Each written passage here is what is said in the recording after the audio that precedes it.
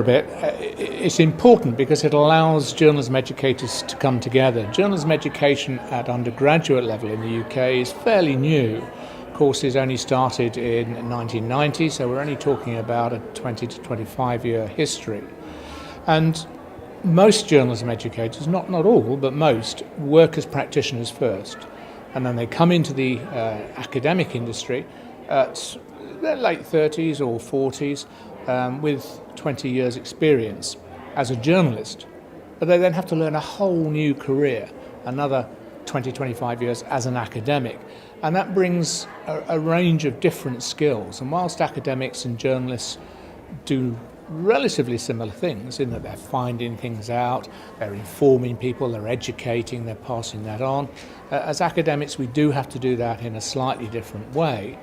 And so one of the most important roles of the AJE is to help journalism educators understand what it is they're doing as educators as opposed to journalists in terms of teaching, research and operating within the academic environment. So it's an enormous change. As to our achievements, relatively small, except that we regularly hold conferences like this twice a year that our members find incredibly useful. They're all in there chattering now over a glass of wine, and that's another really important thing to do. It allows members to network, to find out what they're doing, to enhance their teaching, to get to know each other. But we also represent their views to government, to the academy and elsewhere. So it fulfills an important role in the lives of most AJE members, keeping them informed, helping them develop.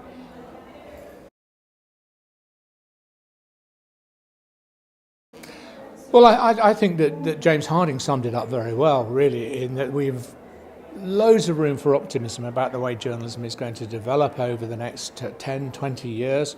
But we're still at the start of a journey of new ways of doing journalism that we're not fully sure how that's going to happen.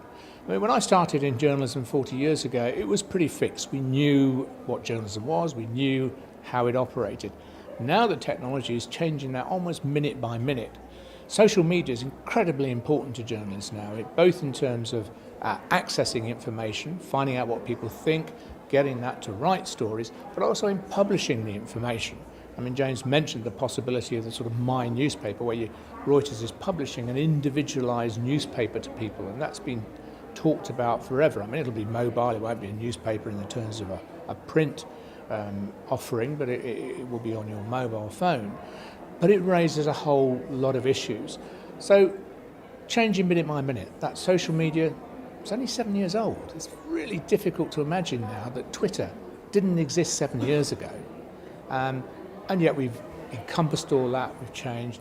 Most of us have put it into our teaching. Our students are taught about how to use Twitter and social media. And we'll need to keep that kind of development going for the future.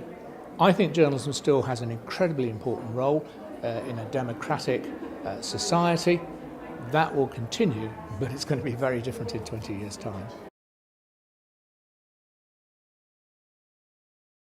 It can be a problem. First of all, the teachers and those who drive courses, and you've got to remember that universities are in a position where they rely on people like me, like my colleagues here, to say, look, we need to change this course, we need to be teaching this, we need students to be learning about that. So we have to be sure that's what we're talking about, which is why conferences like this are important. We then have to go back to our institutions and say, we need to put this in our courses. Institutions are then very slow about organising that.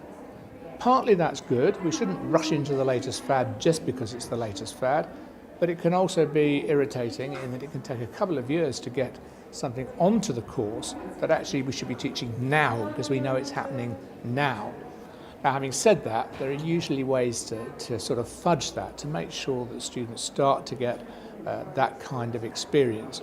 And again, we need to give teachers the confidence to be able to go back and say, well, it doesn't actually say we should deliver this in the course, but the definition is wide enough that actually, if we're talking about journalism skills, operating Twitter is now a core journalism skill, and therefore we'll teach it.